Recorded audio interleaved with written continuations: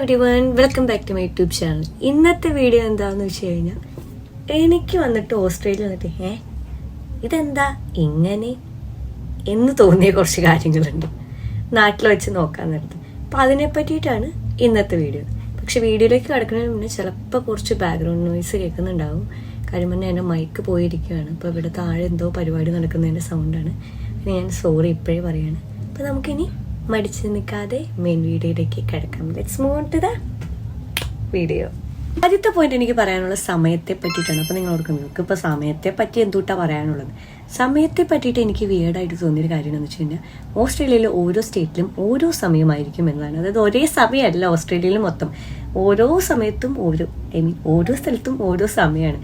അതായത് ഇപ്പോൾ for example പറയുകയാണെങ്കിൽ വെസ്റ്റേൺ ഓസ്ട്രേലിയയിൽ ഇപ്പോൾ 4 മണിയാണെങ്കിൽ ഇവിടെ മെൽബണിൽ വേറെ സമയമായിരിക്കും. ഇതേ സമയമായിരിക്കത്തില്ല തസ്മാനിയയിൽ ഇപ്പം. അപ്പം അങ്ങനെ വേറെ വേറെ സമയം റിലേറ്റഡ് പറയാൻ എനിക്ക് വേറൊരു കാര്യം കൂടെ ഉണ്ട്. അതാണ് day light savings. Day light savings എന്താ സംഭവം എന്ന് വെച്ച് കഴിഞ്ഞാൽ, ഓസ്ട്രേലിയയിൽ വർഷത്തിൽ 2 പ്രാവശ്യം സമയം മാറും എന്നതാണ്. എല്ലാ സ്റ്റേറ്റിലും ഇല്ല, ചില സ്റ്റേറ്റിൽ. അതായത് 1 മണിക്കൂർ മുന്നോട്ടോ അല്ലെങ്കിൽ 1 മണിക്കൂർ പിന്നോട്ടോ പുറകിലോട്ടോ പോകും. അതായത് ഇപ്പോൾ 3 മണി ആവേണ്ടതിന് പകരം ചിലപ്പോൾ 2 മണിയാവും, 3 മണി ആകുന്നതിന് പകരം ചിലപ്പോൾ 4 മണിയാവും.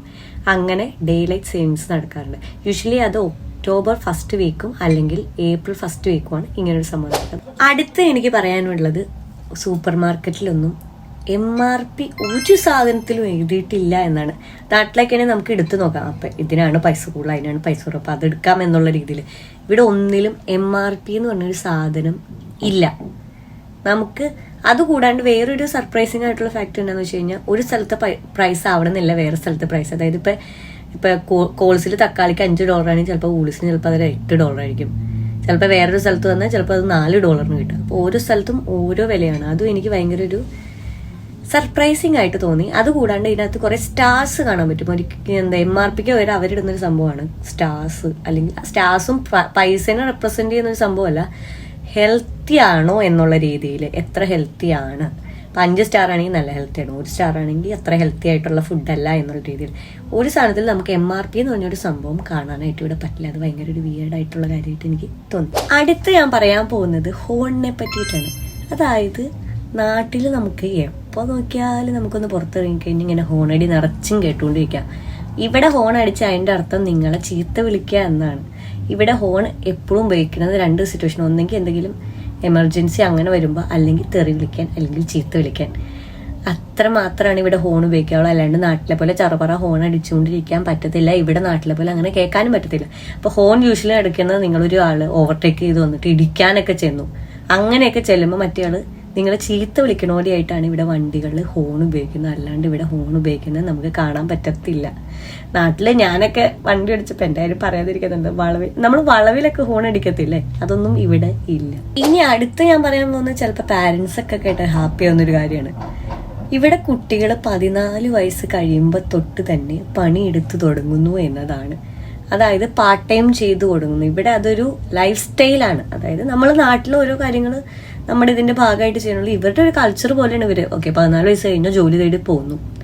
ഒരു നോർമൽ ആയിട്ടുള്ള കാര്യം. ഞാൻ ഇവിടെ ഈ 14 വയസ്സുള്ള കൊച്ചുങ്ങളൊക്കെ ഇവിടെ പണിയെടുക്കണോ എന്ന് ഞാൻ വിചാരിച്ചു. അപ്പോൾ 14 വയസ്സ് കഴിയുമ്പോഴത്തേക്കും ഇവിടെ ജോലി ചെയ്ത് തുടങ്ങുന്നത് വളരെ നോർമലാണ്. അതുകൂടാതെ തന്നെ 18 വയസ്സാകുമ്പോൾ തന്നെ കുട്ടികൾ മാറി വേറെ വീട്ടുകളിൽ സ്വന്തമായിട്ട് മാറി താമസിക്കുകയും ചെയ്യും. ഇൻ കേസ് 18 വയസ്സ് കഴിഞ്ഞിട്ട് നിങ്ങൾ വീട്ടിൽ താമസിക്കുകയാണെങ്കിൽ പാരൻസിന് റെന്റ് കൊടുക്കുന്നത് ഇവിടെ നോർമലായിട്ട് കാര്യം. നാട്ടിലൊക്കെ ആണെങ്കിൽ നമ്മൾ പാരൻസിന്റെ മാറി താമസിക്കുമ്പോഴാണ് ആളുകൾ അയ്യോ ഇതെന്താന്ന് വിചാരിക്കുന്നത്.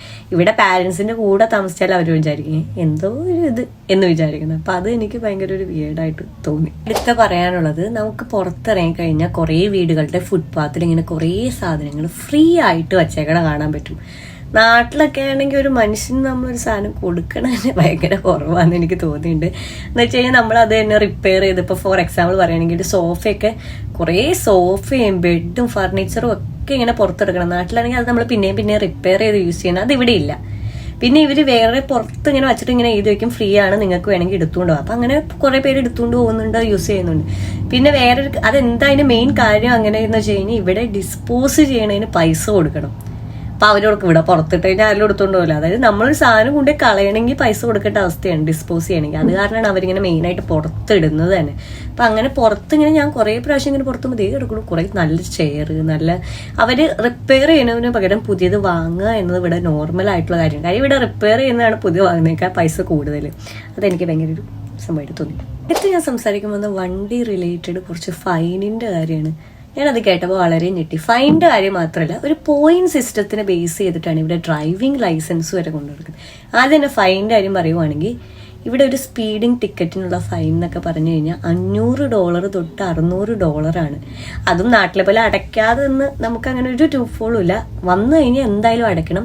ഒരു സമയത്തിനുള്ള അടച്ചില്ലെങ്കിൽ അത് പിന്നെയും ഫൈനിന്റെ കൂടെ വേറെ എന്തെങ്കിലും പെനാൽറ്റിക്ക് വന്ന് അതിൽ കൂടുതൽ പൈസ അയക്കേണ്ട അവസ്ഥയാണ്. മനസ്സിലാവണ്ട? അപ്പൊ അത്രയും ഫൈൻ, അത്രയും വലിയൊരു എമൗണ്ട് ആണ് ചെറിയ ചെറിയ കാര്യങ്ങൾക്ക് എന്നുള്ളത് വളരെ ഇതാണ്. പോയിന്റ് സിസ്റ്റം എന്ന് പറയാൻ കാര്യം എന്താണെന്ന് വെച്ച് കഴിഞ്ഞാൽ, നമ്മളൊരു വണ്ടി ഓടിക്കാൻ നേരത്ത് ഇവിടുത്തെ ലൈസൻസ് കിട്ടാൻ നേരത്ത് നിങ്ങൾക്ക് 12 പോയിന്റ് ഉള്ളത്. അതിനകത്ത് നിങ്ങൾക്ക് ഓരോ പ്രാവശ്യം ഫൈൻ കിട്ടാൻ നേരത്ത് നിങ്ങളുടെ പോയിന്റ് കുറഞ്ഞുകൊണ്ടേയിരിക്കും. ഓവർ സ്പീഡിംഗ് ആണെങ്കിൽ എനിക്ക് തോന്നുന്നു 3 പോയിന്റ് കട്ടാവും. അങ്ങനെ കട്ടായി 0 പോയിന്റ് ആയി കഴിഞ്ഞാൽ നിങ്ങൾക്കിവിടെ വണ്ടി ഓടിക്കാൻ പറ്റത്തില്ല. അതെനിക്ക് ഭയങ്കര ഒരു സർപ്രൈസിങ് ആയിട്ട് തോന്നി. ഞാൻ പറയാൻ പോകുന്നത്, വൈകിട്ട് 5 മണിയാവുമ്പോൾ ഇവിടെ ഒട്ടുമിക്ക 90% സാധനങ്ങളും അടയ്ക്കും എന്നതാണ്. അതായത് ഇപ്പൊ സൂപ്പർ മാർക്കറ്റ്സ് ആണെങ്കിലും മോൾസ് ഒക്കെ ആണെങ്കിലും എല്ലാം അടയ്ക്കും. നാട്ടില് നമുക്ക് 12 മണി ആവുകയും ഇതൊക്കെ ഉണ്ട്. ഇവിടെ എന്നാൽ ചിലതുണ്ട്, എല്ലാം അടയ്ക്കും എന്നല്ല. പക്ഷേ മെൽബണിൽ പിന്നെ എന്തെങ്കിലുമൊക്കെ ഉണ്ട്. ഞാൻ ഓർക്കുന്നുണ്ട് പെർത്തിലായിരുന്നപ്പോൾ അവിടെ 5 മണി ആയോ എല്ലാം അടച്ചു പൂട്ടും. ഇവിടെ എന്താ വേറൊരു കോമഡി എന്ന് വെച്ച് കഴിഞ്ഞാൽ 9 to 5 ആയിരിക്കും നമ്മളൊരു ഒരു സമയം എന്ന് പറഞ്ഞാൽ, വർക്ക് ചെയ്യുന്ന സമയം. വർക്ക് ചെയ്ത് കഴിഞ്ഞാൽ നമ്മൾ എന്തെങ്കിലും മേടിക്കണം എന്ന് ചോദിച്ച് പുറത്തിറങ്ങി കഴിഞ്ഞാൽ എല്ലാം അടച്ചിട്ടേക്കാം. അപ്പൊ അത് ഭയങ്കര ഒരു ഇതായിട്ട് തോന്നി. അത് എന്ന് വെച്ചാൽ എല്ലാം അല്ല, ചിലത് ഓപ്പൺ ആണ്, ചിലത് മീൻസ് ചില ഇന്ത്യൻ റെസ്റ്റോറൻറ്റ്സോ പിന്നെ മെക്ഡൊണാൾഡ്സ് അങ്ങനത്തെ സംഭവങ്ങളൊക്കെ ഓപ്പൺ ആണ്. പക്ഷേ ഈ ബാക്കിയുള്ള ഇപ്പൊ എന്താ മോൾസ് ആയിക്കോട്ടെ സൂപ്പർ മാർക്കറ്റ്സ് ഒക്കെ ആണെങ്കിലും 5 മണിയാകുമ്പോൾ അടയ്ക്കും. അതെനിക്ക് ഇപ്പൊ 5 മണി വരെയാണ് ജോലി, 5 മണിയാകുമ്പോൾ എല്ലാം അടയ്ക്കും. അപ്പൊ നമ്മൾ എങ്ങനെ സാധനം മേടിക്കും എന്നുള്ളൊരു ഇതായിരിക്കുന്നു ഫസ്റ്റ് ഒക്കെ. പെർത്തിൽ അത് ഞാൻ ഭയങ്കര ഫേസ് ചെയ്യുന്നുണ്ട്. ഇവിടെ പിന്നെയും കുഴപ്പമില്ല, ഇവിടെ എന്തെങ്കിലുമൊക്കെ ഓപ്പൺ ആണ്. അടുത്ത് ഞാൻ പറയാൻ പോകുന്നത് മരുന്ന് റിലേറ്റഡ്. നമുക്ക് നാട്ടിൽ എന്തെങ്കിലും ഒരു മരുന്ന് വേണം, നമ്മൾ എന്താ കെമിസ്ട്രി പോയി പറഞ്ഞു, അല്ലെങ്കിൽ അവിടെ പോയി പറഞ്ഞു കഴിഞ്ഞാൽ അവരപ്പോൾ തന്നെ നമുക്ക് എടുത്തു തരും. ഫാർമസി പോയി കഴിഞ്ഞാൽ ഇവിടെ അങ്ങനെ എല്ലാം കിട്ടത്തില്ല. ചിലത് ഞാൻ എന്താണ്ടെന്തോ മുഖക്കുരുവിന്റെ എന്താണ്ട് ഞാനൊരു റീല് കണ്ടിട്ട് എനിക്ക് കുരു ഉള്ള കാരണം നിങ്ങൾ ശ്രദ്ധിച്ചൊക്കെ കാണാൻ പറ്റും, കുറെ കുരുണ്ട്. കുരു ഉള്ളത് കാരണം ഞാൻ അവിടുത്തെ ഒരു റീല് കണ്ടിട്ട് ഒരു മരുന്നിന്റെ പേര് ഞാൻ കെമിസ്ട്രി എന്ന് പറഞ്ഞപ്പോൾ അവർ പറഞ്ഞു ഇത് പ്രിസ്ക്രിപ്ഷൻ ഇല്ലാണ്ട് തരാൻ പറ്റത്തില്ല എന്ന്. അതായത് എല്ലാ മരുന്നും പ്രിസ്ക്രിപ്ഷൻ ഇല്ലാണ്ട് കിട്ടില്ല. മിക്ക മരുന്നിനും അവർ പ്രിസ്ക്രിപ്ഷൻ ചോദിക്കും. ചിലത് കെമിസ്ട്രിയിലാണെങ്കിൽ അവർ ആളിരിപ്പുണ്ട്, അപ്പൊ ആൾ എഴുതി തന്ന് അതനുസരിച്ച് നോക്കിയിട്ട് ചെയ്യും. അപ്പൊ നമ്മൾ ഉദ്ദേശിക്കുന്നത് അവിടെ ചെന്നിട്ട് ചുമ്മാ ഏതെങ്കിലും മരുന്ന് മേടിക്കാന്ന് വെച്ച് കഴിഞ്ഞാൽ പറ്റത്തില്ല.